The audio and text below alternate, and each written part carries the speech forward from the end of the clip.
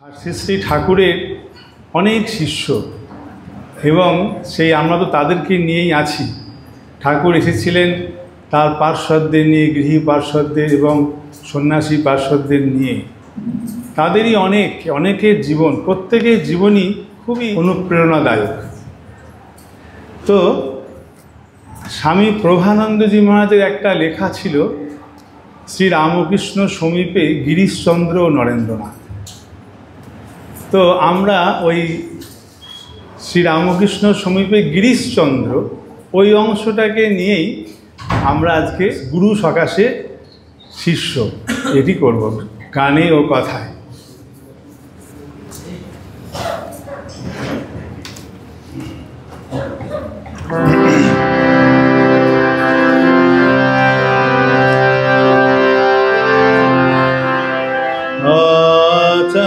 चण्डालाय प्रतिहतरयो यस्य प्रेम प्रवाह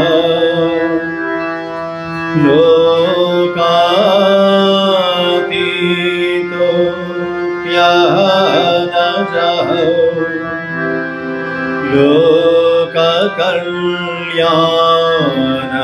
लोककल्याणमार्गम् त्रैलोक्येऽप्य प्रतिममहिमा जानकी प्राणबन्धो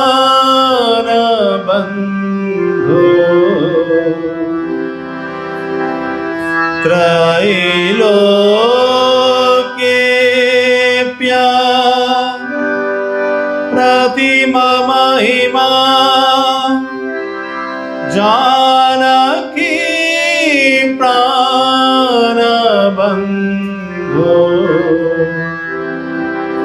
भक्त्या ज्ञानं वृतवरवपुः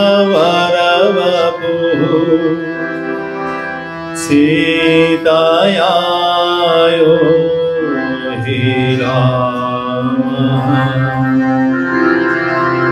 भक्त्या ज्ञानं वृतवरवपुः सीतया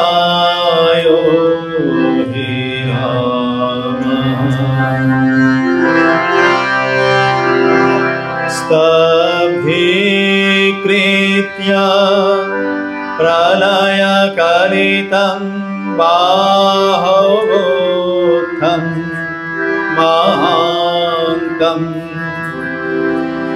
हित्वा रात्रिं प्रकृतिसहजाम्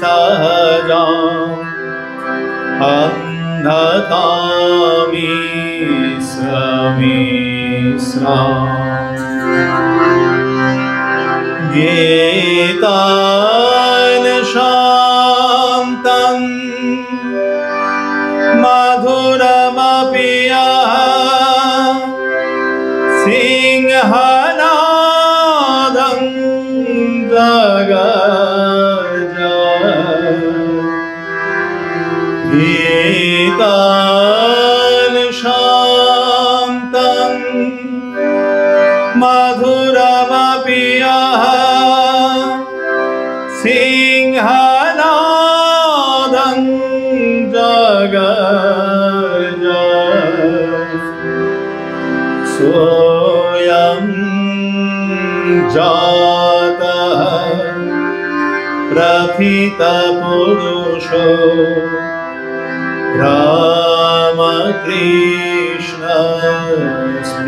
रामकृष्णस्थिरानिम् सोऽयं जातः प्रथितपुरुषो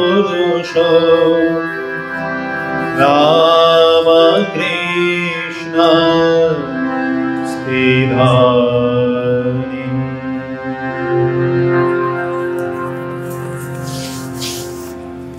যার প্রেম চণ্ডাল পর্যন্ত অপ্রতিহত বেগে প্রবাহিত, যিনি অতি মানব স্বভাব হয়েও লোকের কল্যাণের পথ পরিত্যাগ করেননি। স্বর্গ মর্ত্য পাতাল এই তিন লোকেই যার মহিমার তুলনা নেই। যিনি সীতার প্রাণ স্বরূপ রাম, যিনি ভক্তির সাথে শ্রেষ্ঠ জ্ঞানের কল্যাণ মূর্তি ধারণ করেছিলেন, যিনি কুরুক্ষেত্র যুদ্ধের সময় যে ভয়ানক প্রলয় তুল্য হুহুঙ্কার উঠেছিল তাকে স্তব্ধ করে এবং অর্জুনের ঘোরতর স্বাভাবিক অন্ধ তমত্ব স্বরূপ অজ্ঞান রজনীকে দূর করে শান্ত মধুর গীতাশাস্ত্ররূপ সিংহনাদ রূপে গর্জন করে বলেছিলেন, সেই বিখ্যাত পুরুষই এক্ষণে শ্রীরামকৃষ্ণ রূপে জন্মিয়াছেন।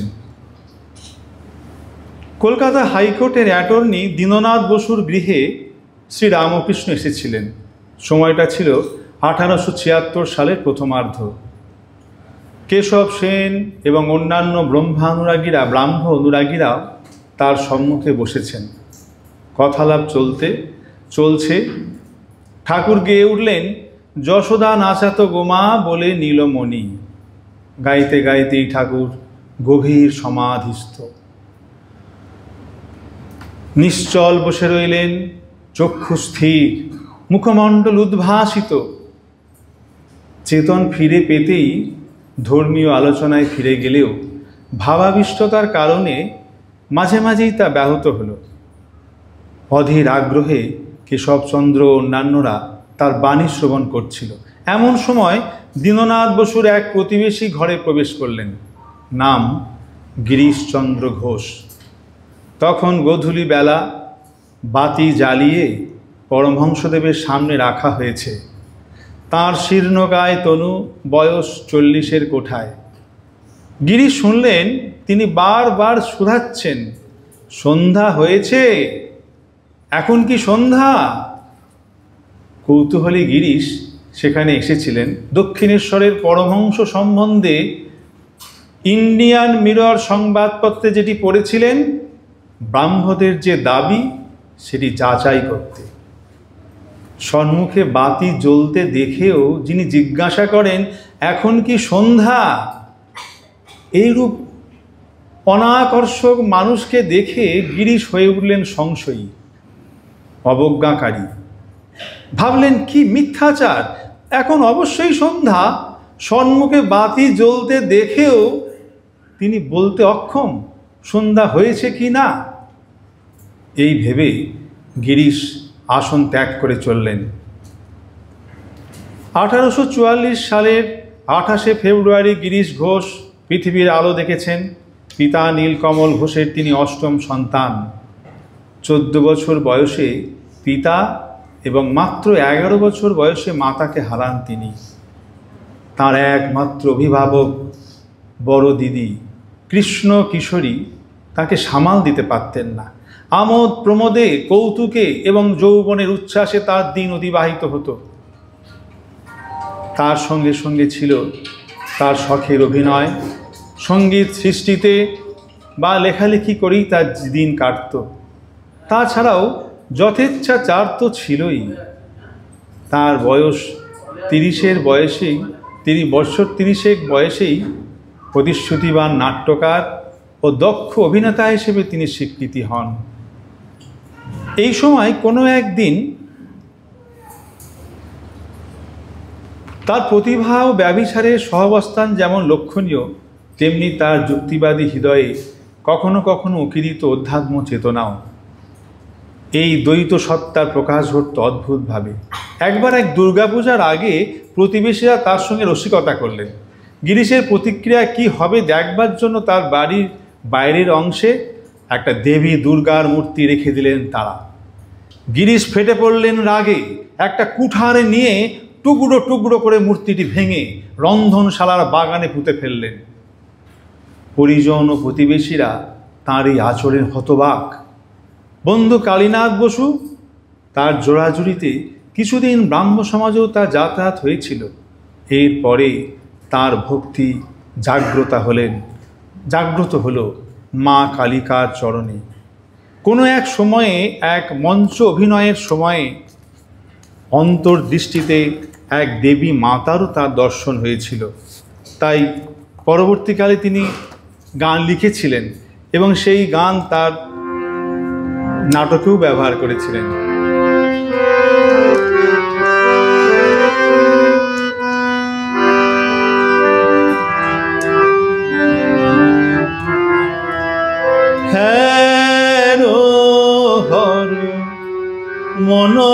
মনমোহিনী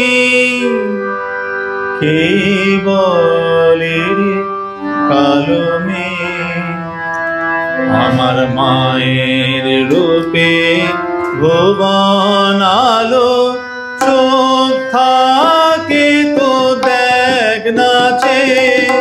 হ্যারো হর মনমোহিনী কে বলে কালো মেঘ, আমার মায়ের রূপে ভুবন আলো, চোখ থাকে তো দেখ নাচে। হ্যারো হর মনমোহিনী কে বলে হিমল আসি হরে শশী, অরুণ পরে নখে কষি, এলো কেশি শ্যামা শশী। কমল ভ্রমে ভ্রমর ভ্রমে বিভোর ভোলা চরণ পে। হ্যারো হর মনমোহিনী কে বলে কালো মেঘ। হ্যারো হর মনমোহিনী, হ্যারো হর মনমোহিনী, হ্যারো হর মনমোহিনী কে বলে রে কালো মেঘ। এরপর গিরিশের প্রথমা স্ত্রী 1874 সালে গত হন। ইন্ডিয়ান লীগে কর্মরত অবস্থায় দ্বিতীয়বার বিবাহসূত্রে বাধা পড়েন তিনি শিমুলিয়ার শরৎকুমারী মিত্রের সঙ্গে। 6 মাস অতিক্রান্ত হতে না হতেই দুরারোগ্য কলেরা গিরিশের দেহে বাসা বাঁধল। চিকিৎসকেরা সকল উন্নতির আশা ত্যাগ করলেন। অর্ধচেতনে লাল পাড় শাড়ি পরিহিত এক দেবী মূর্তি প্রত্যক্ষ করলেন গিরিশ। তার নির্দেশে পুরীর জগন্নাথ দেবের মহাপ্রসাদ গ্রহণ করলেন এবং তার অব্যবহিত পরেই রোগ মুক্তির চিহ্ন লক্ষিত হল। পুনরায় স্বাস্থ্য ফিরে পেলেন। শোক ও সন্তাপ, অনিয়ন্ত্রিত জীবন চর্চা, জীবন মৃত্যুর রহস্য নিরসনের জন্য তার অন্বেষণ এক আধ্যাত্মিক সংকটের মধ্যে তাকে নিমজ্জিত করল। দুঃখ বেদনায় ক্ষতবিক্ষত গিরিশ অস্থির হয়ে উঠলেন। 1884 সালের সেপ্টেম্বর মাসের শুরুতেই বলরাম বসুর বাড়িতে দ্বিতীয়বার শ্রীরামকৃষ্ণের দর্শন পেলেন গিরিশ। দক্ষিণেশ্বরে ঠাকুরের দর্শন করাবেন বলে বলরাম তার প্রতিবেশীদের আমন্ত্রণ জানিয়েছিলেন। সে এক উৎসবের পরিবেশ রচনা করল। গিরিশ দেখে হতাশ হলেন যে একজন পরমহংসের প্রচলিত ধারণা থেকে শ্রীরামকৃষ্ণ অনেকটাই আলাদা। দেখলেন বারবার মাটিতে মাথা নত করে পরমহংস অভ্যাগতদের অভ্যর্থনা জানাচ্ছেন। যাই হোক, তিনি দেখলেন সঙ্গে ছিলেন অমৃতবাজার পত্রিকার সম্পাদক শিশির কুমার ঘোষ। সম্ভবত শ্রী রামকৃষ্ণের দর্শনে খুব একটা প্রীত হননি তিনি। গিরিশকে বললেন, চলো এবার, যথেষ্ট হয়েছে। গিরিশ আর কিছুক্ষণ থাকতে চাইলেও লজ্জায় স্বীকার করতে পারলেন না। শিশির ঘোষের অনুরোধে গিরিশ সেখান থেকে চলে গেলেন। এরপর একটি নিবন্ধে দক্ষ লেখনীতে গিরিশ বর্ণনা করছেন, ঈশ্বরের অস্তিত্বে আমি সংশয়ী ছিলুম। যদি তিনি আছেন বলেও মানি, কোন ধর্ম আমি অনুসরণ করব তার্কিক বিচার বক্তৃতা সব করলুম, কিন্তু সমাধান পেলুম না। এ আমার অস্থির করে তুলল। ভাবলুম বাতাস জল আলোর মতো পার্থিব জীবনের সকল প্রয়োজনীয় প্রত্যাশাই অফুরন্তভাবে প্রকৃতি তো নিরসন করে, তবে শাশ্বত জীবনের গুরুত্বপূর্ণ অঙ্গ ধর্ম কেন সহজপ্রাপ্য হবে না? ইহা অস্বাভাবিক এবং আমার ক্ষমতার বাইরে, অতএব ইহা মিথ্যা। অসুখী দিনগুলিতেও আমার স্বস্তিতে থাকতে দিত না। অন্তরে বাহিরে সর্বত্র আধার। মনে ভাবলুম এর থেকে কি নিষ্কৃতি নেই? অর্থাৎ এইভাবেই কি চলবে দিনগুলো?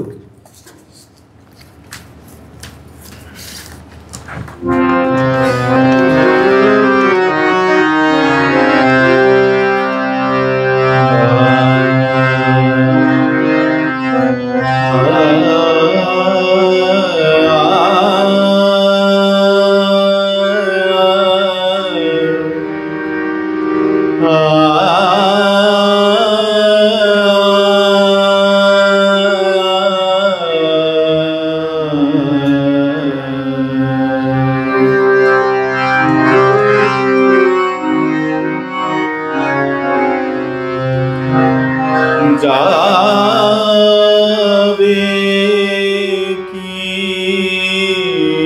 হে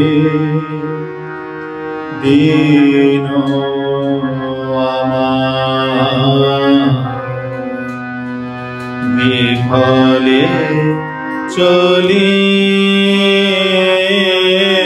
যাবে কি হে দিন আমার, বিফলে চলি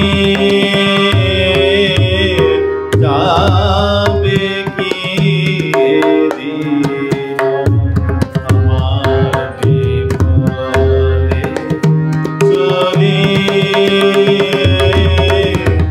আছি না দিবানিশি আশা পথ নিরখে যাবে কি দিন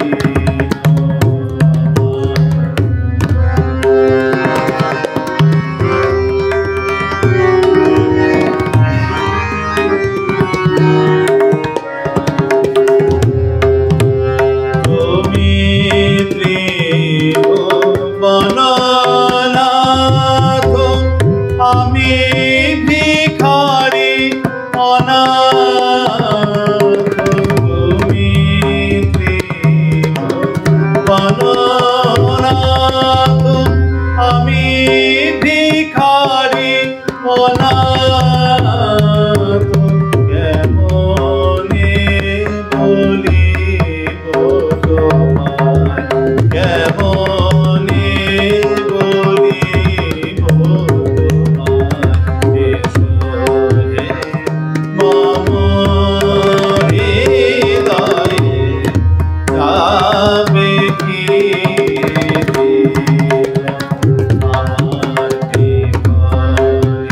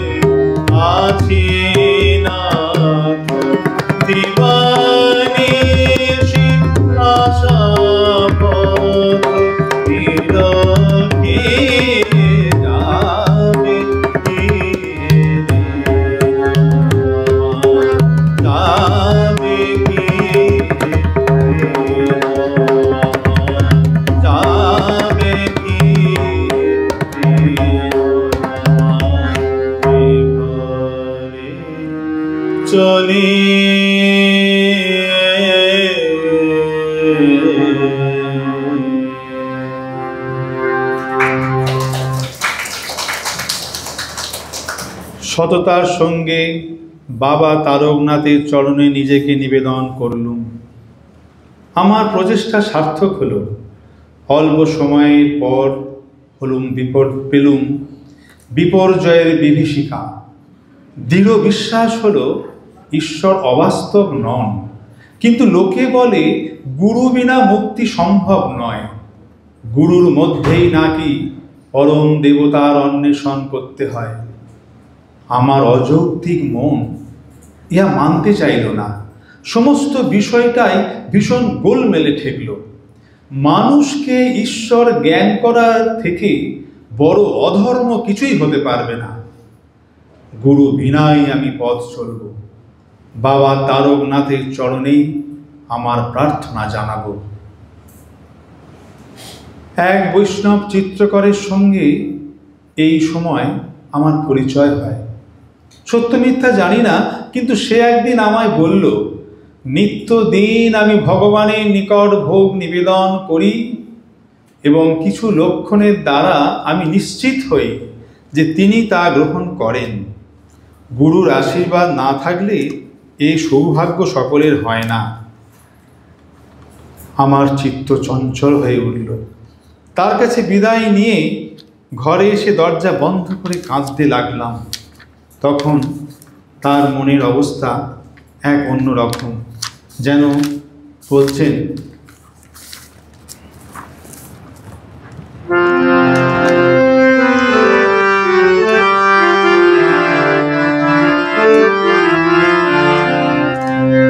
দেহ জ্ঞান দিব জ্ঞান, দেহ প্রীতি শুদ্ধা প্রীতি, তুমি মঙ্গল আলয়, তুমি মঙ্গল আলয়, দেহ জ্ঞান দিব জ্ঞান, দেহ প্রীতি শুদ্ধা প্রীতি, তুমি মঙ্গল আলয়, তুমি মঙ্গল আলয়, দেহ জ্ঞান দিব জ্ঞান, দেহ প্রীতি শুদ্ধা প্রীতি।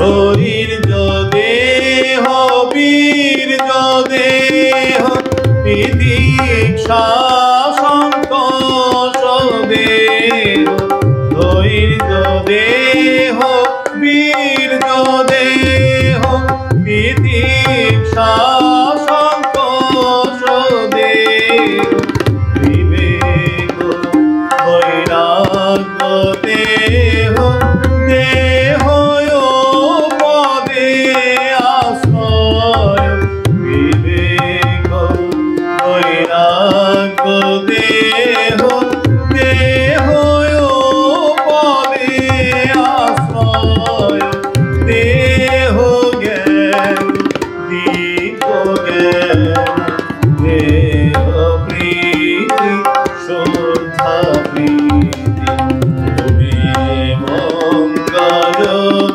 আলয়, তুমি মঙ্গল আলয়, দেহ জ্ঞান দিব জ্ঞান, দেহ প্রীতি শুদ্ধা প্রীতি।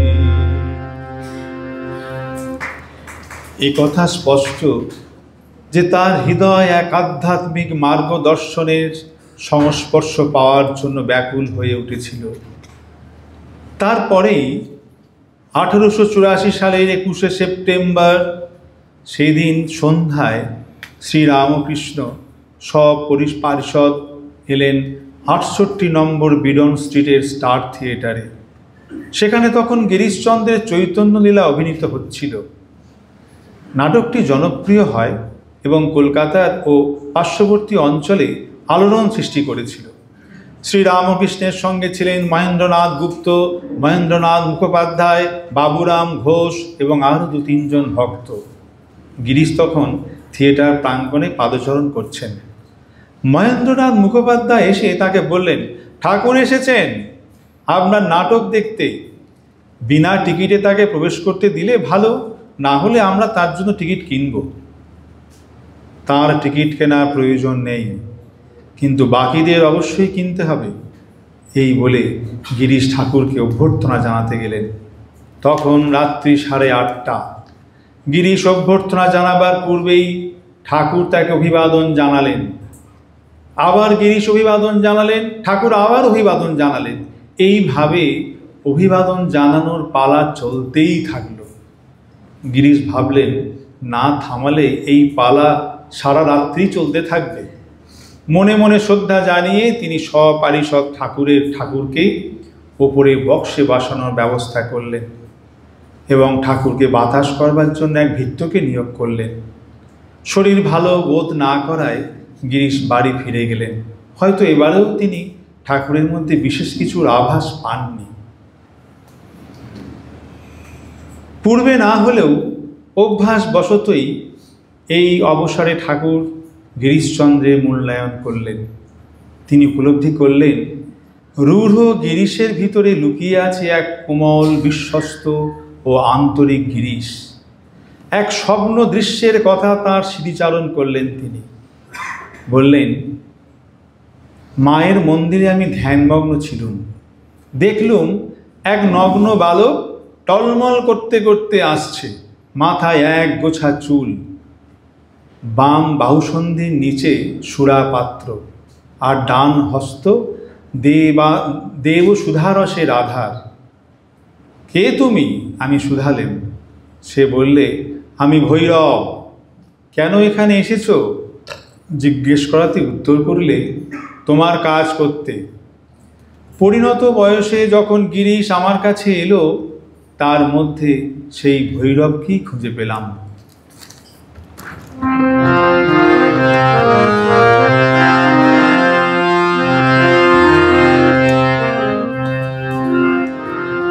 বম বম বম হর হর, বম বম বম হর হর, ঋষভবাহন বিশালবাদন ত্রিপুরনাশন ঈশ্বর। Bomb bomb Har Har, bomb bomb Har Har, পাদকমলে শোভিত দল, ত্রিনয়নে আছে শোভিত ভালো। পাদকমলে শোভিত দল, ত্রিনয়নে আছে শোভিত ভালো। কলে বিলম্বিত আরো মালো, কলে বিলম্বিত আরো মালো।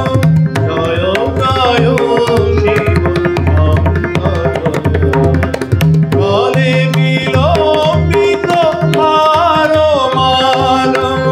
জয় জয় শিব শঙ্কর।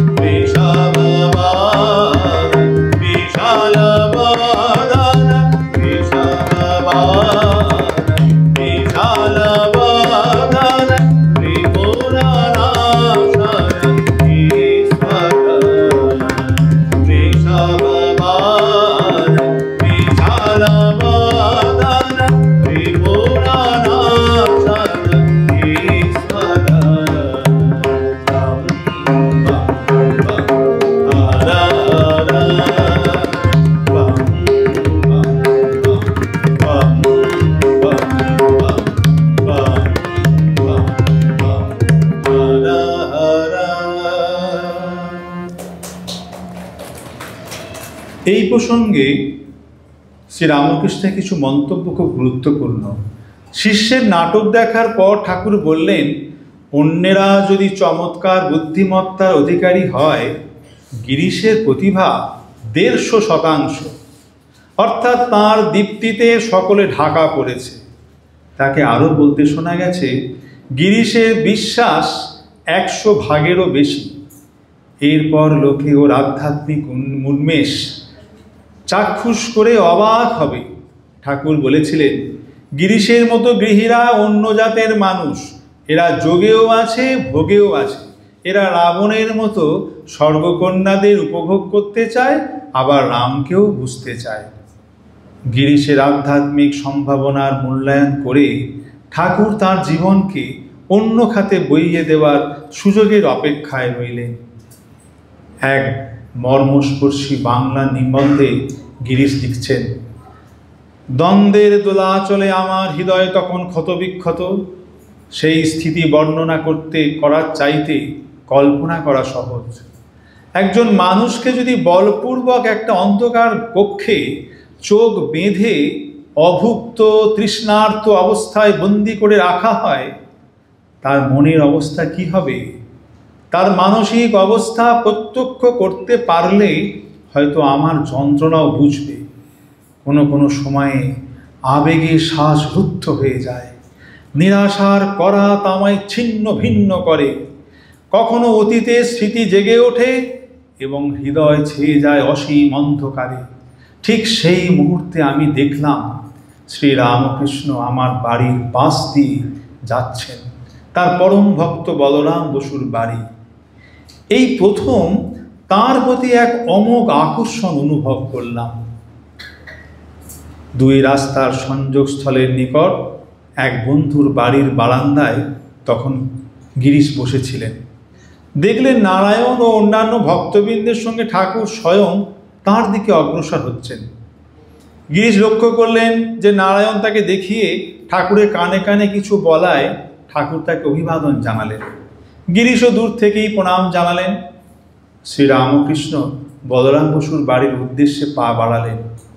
কোনো এক অজানা কারণে গিরিশ অনুভব করলেন যে শ্রীরামকৃষ্ণের দিকে কিছু তাকে টানছে। ইচ্ছা হলো ছুটে গিয়ে তাঁর সঙ্গ নিতে।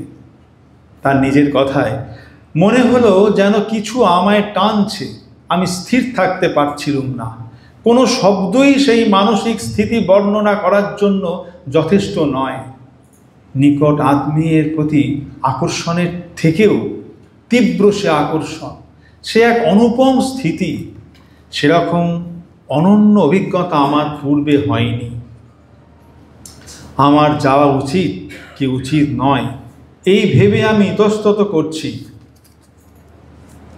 সেই মুহূর্তে এক ভক্ত শ্রীরামকৃষ্ণের বার্তা নিয়ে এলো।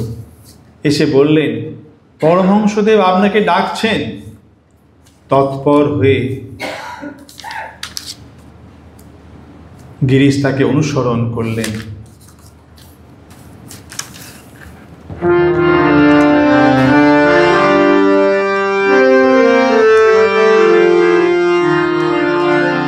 সুন্দর তোমারি নাম, দীন শরণ হে, বরিশে অমৃত ধারা জোড়ায় শ্রবণ, ও প্রাণ রমণ হে, সুন্দর তোমারি নাম, দীন শরণ হে, সুন্দর তোমারি নাম, হরিষে অমৃত ধারা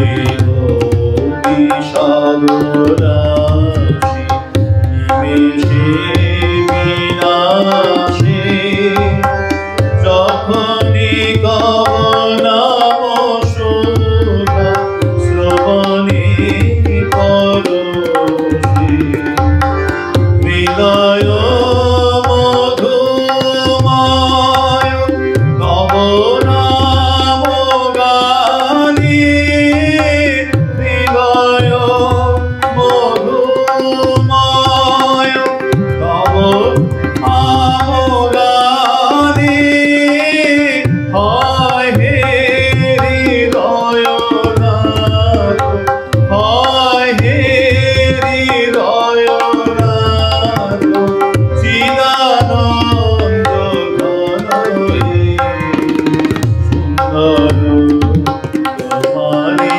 নাম দীন শরণয়ে সুন্দর তোমারি নাম বরিষে অমৃত ধারা জুড়ায় শ্রবণ ও প্রাণ রমণয়ে সুন্দর তোমারি নাম সুন্দর তোমারি নাম সুন্দর তোমারি নাম।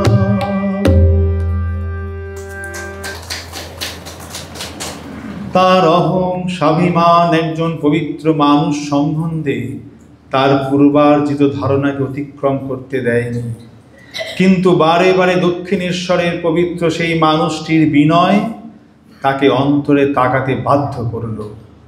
স্টার থিয়েটারের সাক্ষাতে এই মানুষটি প্রথম তাকে অভিবাদন জানান। এইবারেও তার ব্যত্যয় ঘটল না। তার নম্রতা গিরিশের হৃদয়ের গভীরে প্রবেশ করল এবং দর্পের কঠিন আবরণ যেন চূর্ণ বিচূর্ণ হয়ে গেল।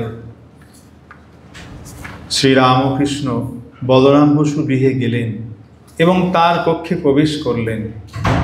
বলরামের সঙ্গে কিছু কথা বলার পর ঠাকুরের বিস্ময়াবিষ্ট উচ্চারণ, আমি সত্য, আমি সত্য, এ কথা বলি তার মধ্যে এক রূপান্তর ঘটল, যা বেশ অদ্ভুত মনে হলো গিরিশের। পরে তিনি জেনেছিলেন যে ঐশ্বরিক ভাব ও প্রাবল্যে এই রূপান্তর, যা তাকে বাহ্য জ্ঞান শূন্য করে দিয়েছিল। ঠাকুর কিছু পরেই বললেন, এ ছলনা নয়, এ মিথ্যা নয়।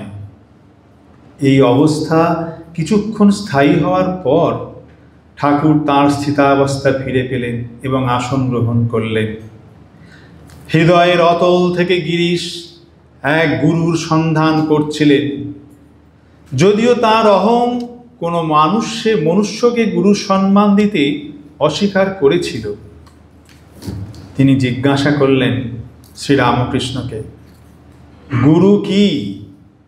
ঠাকুর বললেন, জানো গুরু কি? গুরু হলো ঘটজ্ঞ, অন্বেষকের সঙ্গে ঈশ্বরের মিলনের ক্ষেত্রটি সে প্রস্তুত করে। কিছুক্ষণ পরে ঠাকুর আবার বললেন, তোমার গুরু ঠিক করাই আছে। অবর্ণনীয় আনন্দে ভরে উঠল গিরিশের হৃদয়। অসংকোচেই ঠাকুরের কথা তিনি গ্রহণ করলেন। ঠাকুরের কথা তাকে স্বস্তি দিল। গিরিশের পরবর্তী প্রশ্ন, মন্ত্র কি? ঈশ্বরের নামই মন্ত্র। উদাহরণস্বরূপ শ্রী রামকৃষ্ণ একটি গল্পের অবতারণা করলেন। প্রত্যহ প্রত্যুষে রামানন্দ গঙ্গায় স্নান করতেন। একদিন কবির নামের এক তাঁতি স্নান ঘাটের একটি ধাপে শুয়েছিল। সিঁড়ি দিয়ে নামতে নামতে রামানন্দ পবিত্র রাম নাম আবৃত্তি করছিল। সেই নামকেই কবির মন্ত্ররূপে গ্রহণ করেন ও সেই মন্ত্র জপেই অবশেষে তার ঈশ্বর উপলব্ধি। শ্রীরামকৃষ্ণের সংবেদনশীলতা এবং ব্যক্তি গিরিশ ও ও তার আত্ম সমস্যা সম্পর্কে গভীর সহমর্মিতা গিরিশকে স্পর্শ করল। তার প্রতি ঠাকুরের সমবেদনা ও স্নেহ বেশ অনুভব করতে পারছিলেন। শ্রীরামকৃষ্ণের প্রতি তার আকর্ষিত হতে লাগলেন। শ্রীরামকৃষ্ণের প্রতি আরও আকর্ষিত হতে লাগলেন গিরিশ। গিরিশ গুরু পেয়েছে।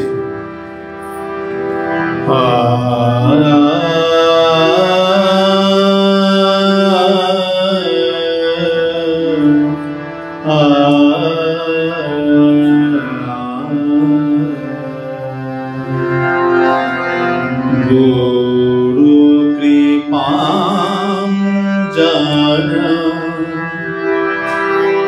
पायो मेरे भाई, राम बिना कछु जानत नाही,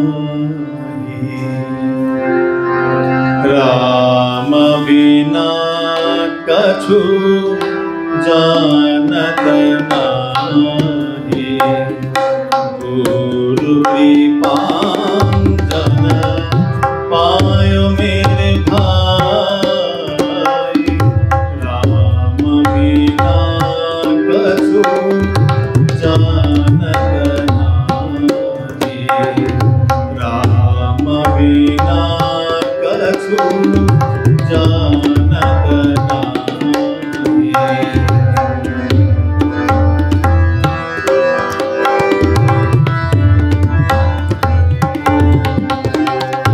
अंतर राम बाहिर राम, अंतर राम बाहिर राम, जहाँ देखो तहाँ राम ही राम, अंतर राम बाहिर राम, जहाँ देखो तहाँ राम ही राम, जहाँ देखो तहाँ राम ही राम, गुरु कृपां जाना पायो मेरे भाई, राम बिना कछु जानत नाही, राम बिना कछु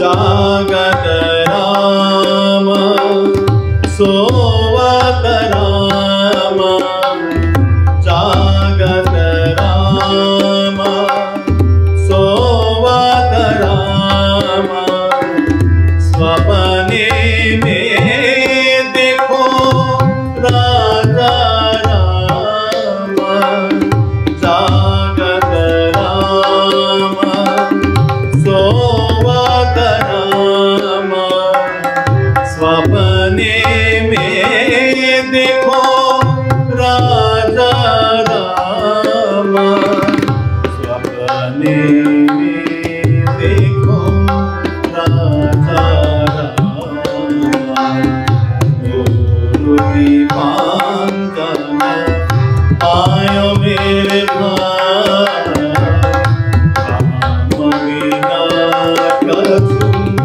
जानत नाही, राम बिना कछु जानत नाही।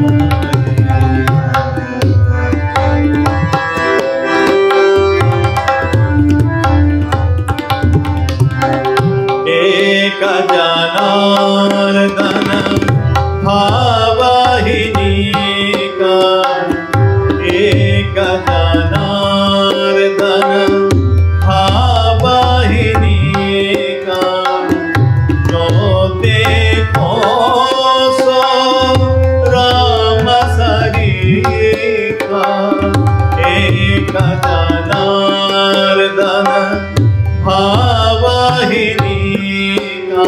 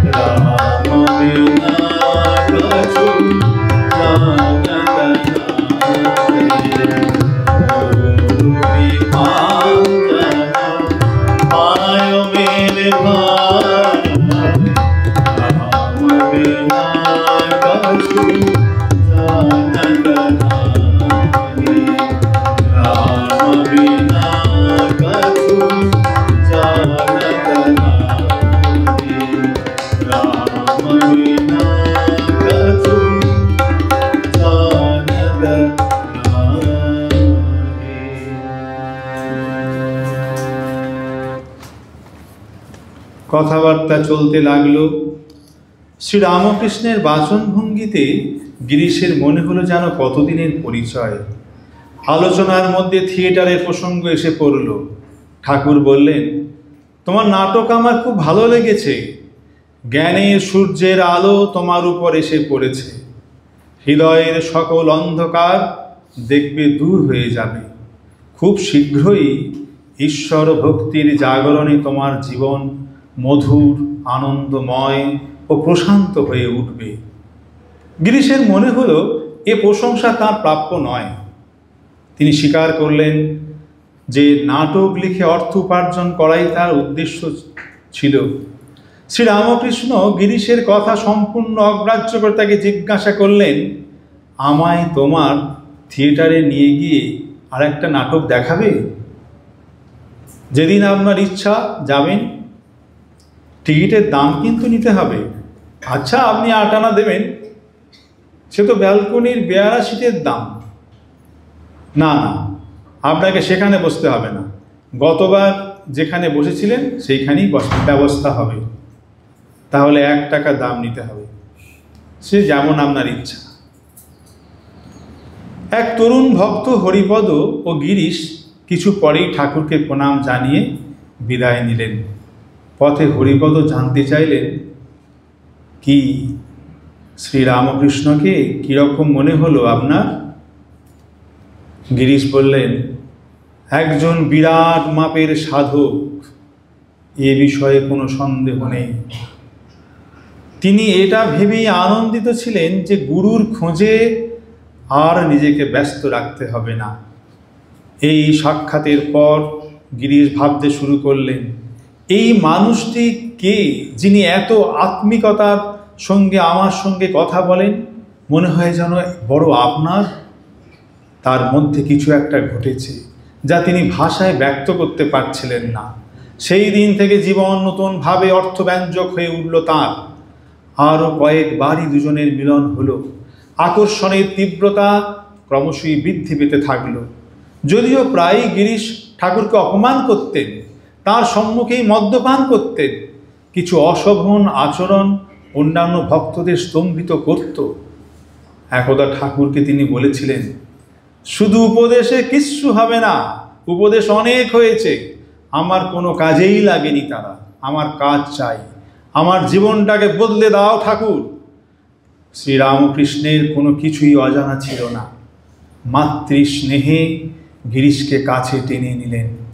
কেবল উপদেশ নয়, বরং ঠাকুরের গভীর ভালোবাসার চমৎকার সাধনা হলো।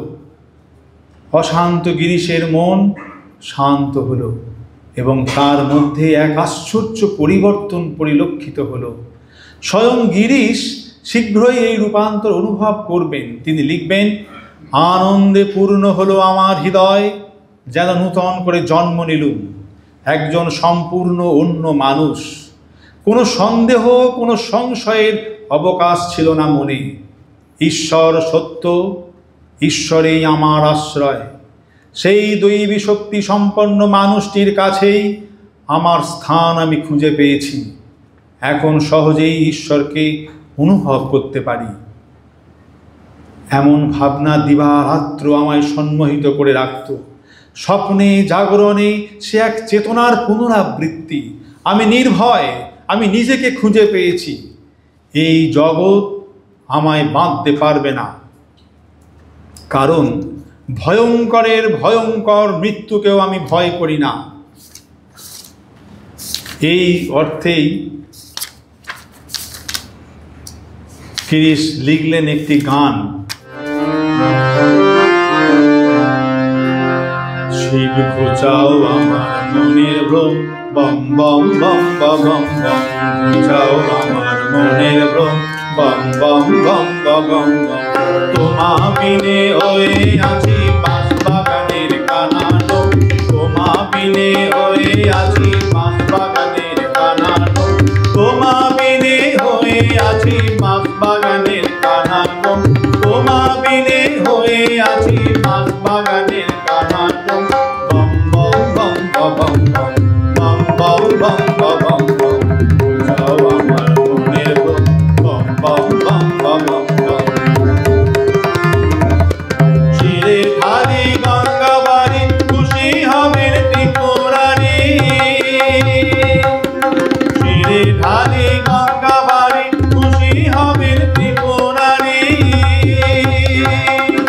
খুশিবে ভগবানী খুশিবে ভগবানী ঘোড়ার ডিম করবে জম ঘোড়ার ডিম করবে জম ঘোড়ার ডিম করবে জম ঘোড়ার ডিম করবে জম ঘোড়ার ডিম করবে জম ঘোড়ার ডিম করবে জম ঘোড়ার ডিম করবে জম ঘোড়ার ডিম করবে জম ঘোড়ার ডিম করবে জম বম বম বম বম বম বম বম বম বম বম বুঝাও আমার মনের বম বম বম বম বম তোমা বিনে হয়ে আছি পাঁচ বাগানের কানাটো তোমা বিনে হয়ে আছি পাঁচ বাগানের কানাটো বম বম বম বম বম বম বম বম বম বম বুঝাও আমার মনের বম বম বম বম বম বম বুঝাও আমার মনের বম বম বম বম বম। ঠাকুরের নিঃস্বার্থ ভালোবাসায় ধীরে ধীরে গিরিশের হৃদয় অধিকার করে নেয়। পরবর্তী জীবনে গিরিশ বলতেন, আমার হৃদয়ে তার সম্পূর্ণ নিয়ন্ত্রণ ছিল। তার ভালোবাসায় সেই অধিকার তিনি অর্জন করেছিলেন। লালসা, ক্রোধ এবং অন্যান্য ভয়ঙ্কর কামনারা তার অতীন্দ্রিয় ভালোবাসার পরশে কোথায় যেন অদৃশ্য হয়ে গেল। অন্য কোনো আধ্যাত্মিক আচারের আর প্রয়োজনই হলো না। গিরিশচন্দ্রের উপর শ্রীরামকৃষ্ণের প্রভাব যতই বাড়তে লাগলো, ততই থিয়েটারে তার ভবিষ্যৎ নিয়ে তিনি সন্দিহান হয়ে উঠলেন। ঠাকুর এ প্রসঙ্গে বললেন, যা করছো তাই করে যাও, এর মধ্যেই অনেক কিছু প্রাপ্ত করবে। থিয়েটারে লোকশিক্ষা হয়। গিরিশের মধ্যে শ্রীরামকৃষ্ণের সুদূর প্রসারী প্রভাব নাটকে ভাষা পেল। সমৃদ্ধ ধর্মীয় নৈতিক বোধের প্রকাশে লিখলেন বিল্বমঙ্গল, কালাপাহাড়, রূপ সনাতন, পূর্ণচন্দ্র, নসিরাম প্রভৃতি নাটক। নাট্যকারের হৃদয়ে শ্রীরামকৃষ্ণ ও পরমহংসদেবের পুণ্য স্পর্শ হয়ে উঠল এক যুগান্তকারী ঘটনা। এখনও শ্রীরামকৃষ্ণ কলিকাতার সাধারণ রঙ্গালয়ের অভিভাবক প্রতিম সন্তরূপে বিরাজ করছেন। গিরিশের ভাবগতিক বুঝে রসিকতা করে ঠাকুর তার সকল দায় দায়িত্ব নিতে চাইলেন এবং পাওয়ার অফ অ্যাটর্নি হস্তান্তরের প্রস্তাব রাখলেন।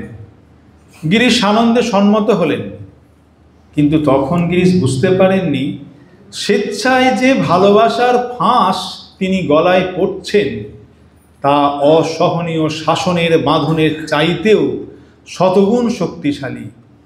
ভোজন, পান বা যে কোনো কাজে সর্বক্ষণ তিনি ভাবছেন, ঠাকুর তো সকলের দায় গ্রহণ করেছেন। অশান্ত মনকে স্বস্তিদায়ী এই ভাবনার গভীরতা ধীরে ধীরে তাকে গ্রাস করতে লাগলো এবং বাধ্য করল ঠাকুরের অনুধ্যানে মগ্ন হতে। এই প্রকারে তার সকল চিন্তায় ও কর্মে ঘটল আমূল পরিবর্তন। সৎ, আন্তরিক ও উৎসর্গচিত্ত গিরিশ ঠাকুরের ডাকে সাড়া দিলেন। যত দিন যায় সেই ভালোবাসার বাঁধন আরও চেপে বসে। অবশেষে গিরিশ ঈশ্বরের ইচ্ছার কাছে আত্মসমর্পণ করলেন। অনেকেই তাকে প্রায় বলতে শুনেছেন, তাঁর ইচ্ছা পূর্ণ হোক। স্বামী বিবেকানন্দ সত্যই বলেছেন, শুধু যিশির মধ্যেই সত্যিকারের ত্যাগ দেখেছি আমি। ঈশ্বরের সেবকের যথার্থ আচরণ, ঈশ্বরের প্রতি আত্মত্যাগের কি অনন্য নমুনা, তার সমকক্ষ তো কাউকে দেখলাম না। আত্মসমর্পণের শিক্ষা তার কাছ থেকেই তো পাওয়া। গিরিশচন্দ্রের চেতনা হয়ে উঠল শ্রীরামকৃষ্ণময়। তার যাপনে চলনে ঠাকুর রইলেন তাঁরই অন্তরে। এই বিষয়ে বিস্ময়ের কোনো অবকাশ নেই যে গিরিশ বলবেন তাকে গ্রহণ করা, ভালোবাসা, এমনকি পূজা করাও কঠিন নয়, কিন্তু সব থেকে কঠিন তাকে ভুলে যাওয়া। বেশিরভাগ মানুষের কাছেই তিনি একজন কবি, সাহিত্য স্রষ্টা, অভিনেতা, নাট্যকার বা একজন দেশপ্রেমিক, সর্বোপরি পতিত এক মানুষ। কিন্তু ঘনিষ্ঠরাই বিস্ময়ে লক্ষ্য করেছেন একজন পাপী কিভাবে পুণ্যবান হয়ে ওঠেন। তাঁর এই আশ্চর্য রূপান্তরের কারণেই শ্রীরামকৃষ্ণ গিরিশচন্দ্রকে তাঁর বাণী প্রচারের অন্যতম মুখপত্র নির্বাচন করেন। তাঁর বৈচিত্র্যময় জীবন গতিরুদ্ধ হয় 1912 সালের 8ই ফেব্রুয়ারি।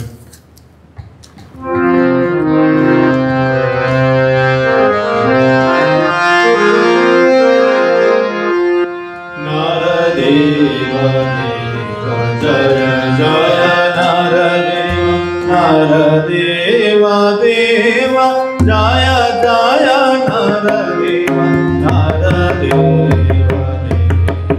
Jaya Jaya Naradewa Naradewa Deva Jaya Jaya Naradewa